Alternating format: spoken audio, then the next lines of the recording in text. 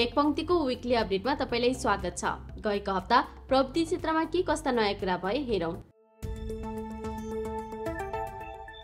गुगलले हालै न्यूयोर्कमा भएको मेड बाइ गुगल 2023 इभेन्टमा आफ्नो नयाँ फ्ल्यागशिप स्मार्टफोन पिक्सल 8 र पिक्सल 8 प्रो सार्वजनिक गरेको छ।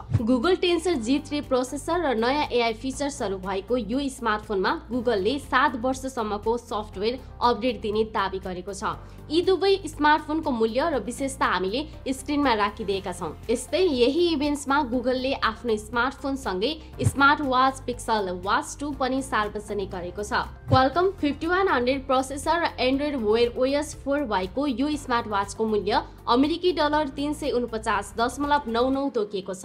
यो स्मार्ट वाचमा तपाईले 450 बाइ 450 पिक्सल रिजोल्युसन भएको 1.2 इन्चको AMOLED डिस्प्ले, 1000 निट सम्मको ब्राइटनेस, कर्निङ गोरिल्ला ग्लास 5 सँगै SP Auto monitoring, skin temperature sensor, barometer जस्ता नयाँ थुप्रै फिचरहरू पाउन सक्नुहुन्छ। यस्तै नेपाली ब्रान्ड अल्टिमा लाइफस्टाइलले आफ्नो 2 वटा स्मार्ट वाच म्याजिक प्रो र वाच सर्कल नेपाली बजारमा सार्वजनिक गरेको छ।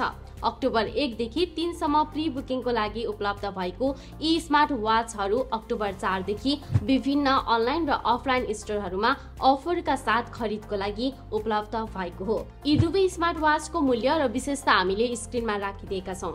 यस्तै नेपालको सबैभन्दा ठूलो इन्टरनेट सर्भिस प्रोभाइडर वर्ल्ड लिंकले आफ्नो व्हाट्सएप र वेबसाइटमा AI च्याटबोट सञ्चालनमा ल्याएको छ।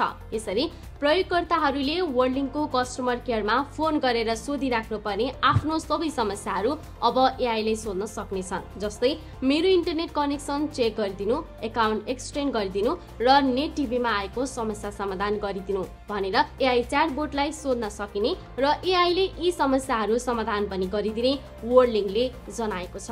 वीकली अपडेट र यस्तै विविध जानकारीका लागि टेक पंक्तिलाई फलो गर्न नबिर्सिनुहोला।